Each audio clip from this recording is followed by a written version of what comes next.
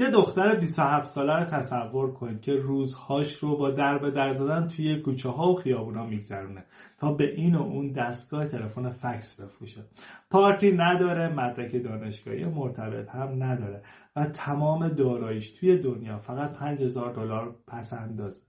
اما همین دختر چند سال بعد اسمش به عنوان اولین زن خودساخته میلیاردر در جهان اسمش در صدر اخبار میدرخشه.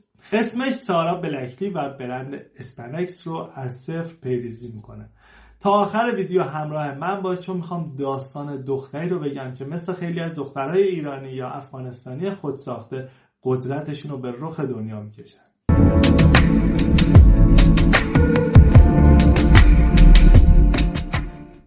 داستان از یک شب عادی شروع میشه. سارا میخواسته بره مهمونی و عاشق یه شلوار سفید بوده که تازه خریده بوده. اما شلوارهای سفید نازک مشکل بزرگ دارن. هم بدن نما هستن و هم خط و لبه لباس زیر یا جوراب شلواری از زیرشون کاملا مشخصه و ظاهر تیپ رو خراب میکنه. سارا میخواسته لباسی بپوشه که هم فرم بدن رو صاف و مرتب نگه داره و هم خطی ازش معلوم نباشه. اما گزینه‌های بازار دو تا مشکل بزرگ داشتن.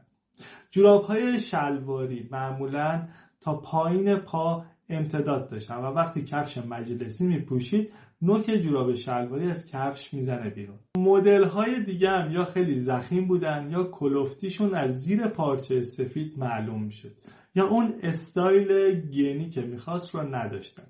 سارا یه دفعه یه فکری به سرش میزنه، یه قیچی بر میداره و پاچه جوراب شلواری رو قیچی میکنه تا دیگه از کفش بیرون نزنه و بخش بالاییش رو تن میکنه تا هم مثل یک گن راحت عمل کنه و هم هیچ خط و مرز ضخیمی از زیر شلوارش معلوم نشه.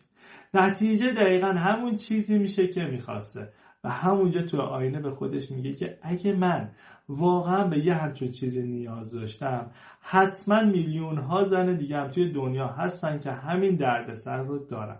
توی بازاریابی و راه اندازی کسب و کار یکی از قدرتمندترین روش‌های ایده یابی اینه که به جای تحلیل‌های پیچیده آماری به مشکلات حل نشده روزمره خودتون نگاه کنید. هر چقدر یک مسئله برای خود شما آزاردهنده تر باشه، احتمال اینکه صدها هزار نفر دیگه هم دقیقاً با همون مشکل دست و پنجه نرم کنن بیشتر. بهترین محصولاتی که توی دنیا فروخته شدن اونایی نبودن که بر اساس حدس و گمان ساخته شدن، بلکه اونایی بودن که یک مشکل و زخم واقعی رو از مشتری درمان کردن. سارا ایدهش رو پیش خودش نگه می‌داره و 1 سال تمام به تنهایی روی ثبت و تولیدش کار میکنه. میره سراغ کارخونه‌های بزرگ جوراب بافی. اما جواباشون چی بوده؟ بهش میخندن. یه نفر تو چشش زل میزنه و میگه این ایده کاملا مسخره است و هیچ کس ازت نمیخره.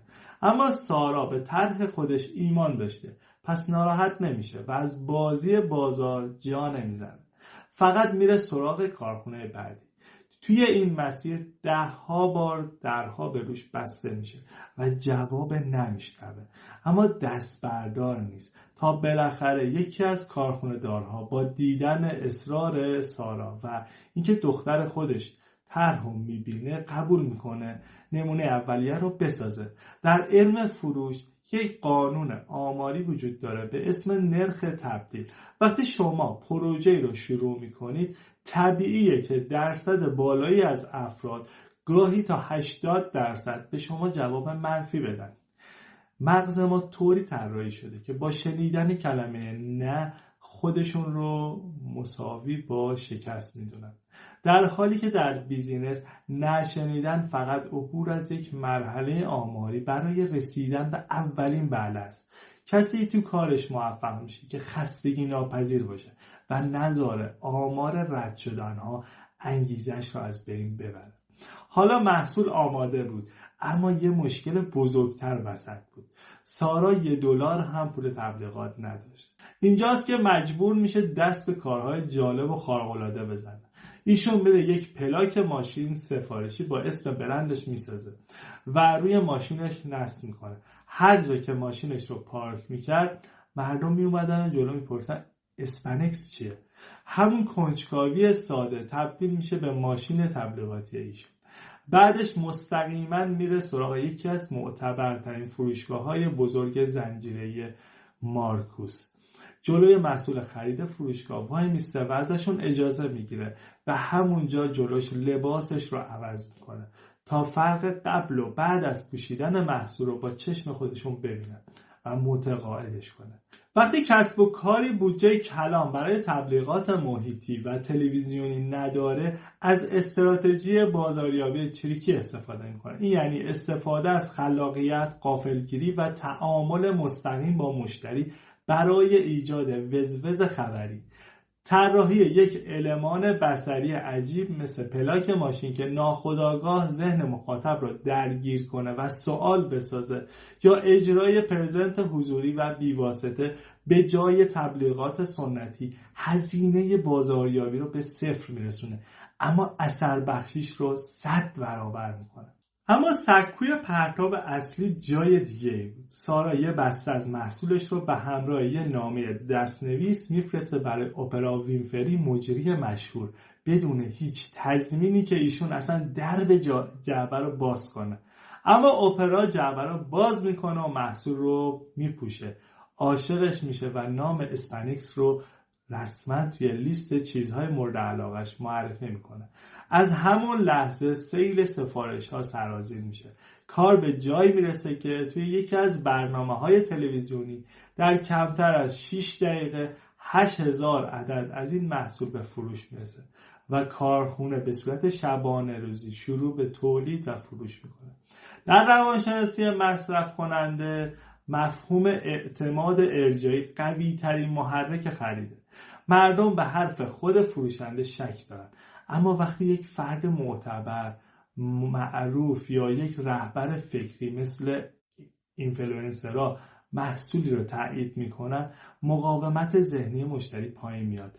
فرستادن نمونه محصول برای افراد مرجع بدون انتظار قبلی یکی از علمی ترین راه های هک کردن رشد و گرفتن اهرم اعتماد به نفع خود برنده. با وجود تمام این پیشنهادهای سنگین برای خریدن سهم شرکت، سارا هیچ وقت تسلیم نمیشه و 100% سهام اسپانیکس رو مال خودش میدونه.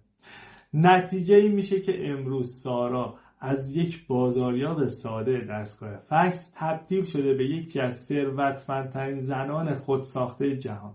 در بیزینس های نوپا جذب سرمایه گذار در مراحل اولیه وسوسه کننده است، اما دادن سهم شرکت به دیگران کنترل سود آینده را از دست شما خارج میکنه. سارا با حفظ 100% مالکیت کسب و کارش تمام اهرم سودآوری رو برای خودش نگه میداره. درس بیزینسی این داستان اینه که تا جای ممکن رشد رو با منابع داخلی جلو ببرید تا ارزش اصلی داراییتون دست شرکای ناخواسته نیفته.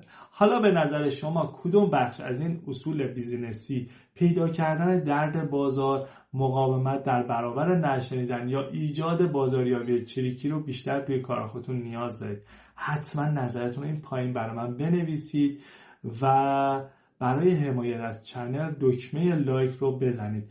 ویدیو رو برای دوستانتون ارسال کنید و برای دیدن قسمت‌های بعدی مستند حتما چنل رو سابسکرایب کنید و دکمه زنگوله رو فعال کنید تا ویدیو بعد مسیرتون سبز و راهتون هموار باشه.